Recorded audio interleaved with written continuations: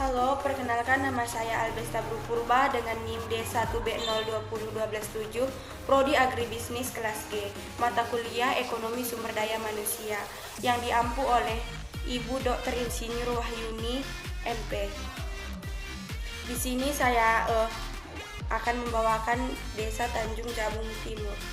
Apa sih yang dimaksud dengan IPM?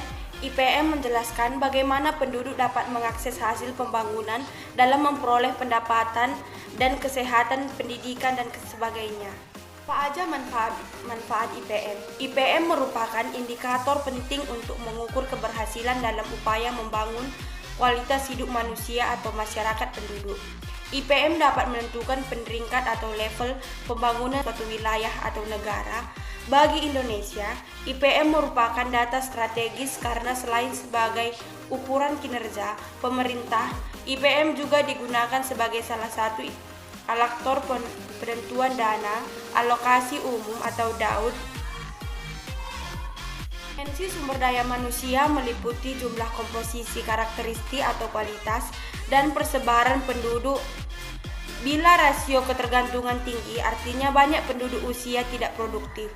Pengembangan sumber daya manusia juga akan mengalami banyak kesulitan. Demikian pula sumber daya manusia yang berkualitas konsentrasi. Wilayah tertentu ada beberapa pendekatan untuk mengembangkan sumber daya manusia. Satu di antaranya adalah pendekatan mutu modal manusia atau human cipta. Dalam kerangka pembangunan manusia, pembangunan ditunjukkan untuk meningkatkan partisipasi rakyat dalam semua proses pembangunan. Upaya untuk mencapai tujuan tersebut dilakukan dengan jalan meningkatkan kualitas penduduk dalam beberapa aspek, yaitu 1. Aspek fisik atau kesehatan, 2. Aspek intelektual atau pendidikan, 3. Aspek kesejahteraan ekonomi atau berdaya beli, 4. Aspek moralitas atau iman dan takwa. Tujuannya adalah Indeks Pembangunan Manusia atau IPM merupakan gambaran komprehensif mengenai tingkat pembangunan manusia di suatu daerah. Sebagai dampak dari kegiatan pembangunan yang dilakukan di daerah tersebut, perkembangan angka IPM memberikan indikasi peningkatan atau penurunan kinerja pembangunan manusia pada suatu daerah. Penyusunan IPM ini diharapkan mampu menyajikan pencapaian dan kinerja pembangunan manusia sesuai prinsip UNPID di Kabupaten Tanjung Jabung Timur selama kurun waktu 2011 sampai 2016. Selain itu juga akan dilihat bagaimana pencapaian pembangunan manusia di Kabupaten Tanjung Jabung Timur tersebut dibandingkan dengan kabupaten kota yang ada di Provinsi Jambi. Sumber data yang digunakan dalam penyusunan IPM adalah hasil Susensi 2009 sampai 2013. Variabel yang digunakan dari data tersebut adalah 1. Rata-rata anak lahir hidup dan rata-rata anak masih hidup untuk menghitung usia harapan hidup. 2. Jenjang pendidikan dan kelas tertinggi serta status sekolah dari penduduk dewasa.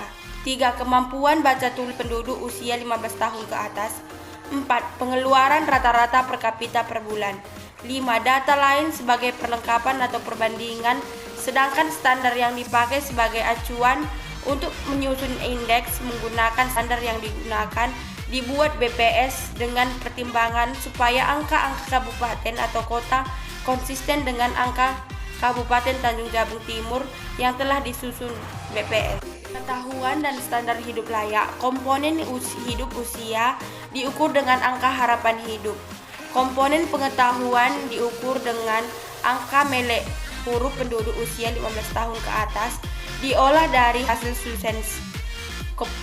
Pada variabel umur dan kemampuan baca tulis penduduk, seorang dikategorikan mampu baca tulis jika mampu membaca dan menulis sesuai huruf rata-rata. Selama bersekolah dihitung menggunakan 4 variabel secara simulatif, yaitu 1. Status sekolah atau tidak, belum pernah sekolah dan masih sekolah dan tidak bersekolah lagi. 2. Jenjang pendidikan yang pernah sedang dijalani. 3. Kelas tertinggi yang pernah atau sedang diduduki. 4. Jenjang pendidikan tertinggi yang Perhitungan indeks. Sebelum dirangkum menjadi satu indeks, prinsip masing-masing indikator komponen IPM distandarkan menjadi satu indeks yang merupakan perbandingan antara selisih nilai suatu indikator dengan nilai minimum dan selisih nilai maksimum dengan nilai minimum dari indikator yang disangkutkan. Indeks X1 sama dengan XI dikurang XI min per XI max dikurang XI min, di mana XI sama dengan indikator peningkatan IPM. Peningkatan IPM Kabupaten Tanjung Jabung Timur pada tahun 2009 sampai 2013 masih tidak beranjak dari peningkatan di bawah Kabupaten Tebo, sedangkan tahun 2013 satu tingkat di bawah IPM Tanjung Jabung Timur masih lebih rendah dibandingkan IPM Provinsi Jambi. Secara umum, pembedaan naik dibandingkan dari tahun sebelumnya, yaitu mencapai 32 poin.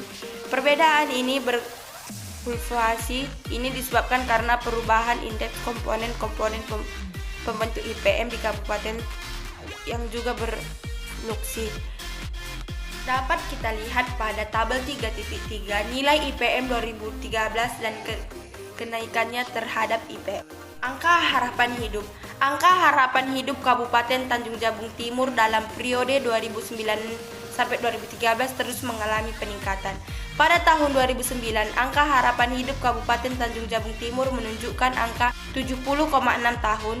Pada tahun 2010 meningkat menjadi 70,42 tahun dan di tahun 2011 angka mencapai 70,76 tahun. Pada tahun 2012 bertambah 0,33 menjadi 71,09 tahun. Dan pada 2013 angka harapan hidup Kabupaten Tanjung Jabung Timur bertambah 1,17 tahun.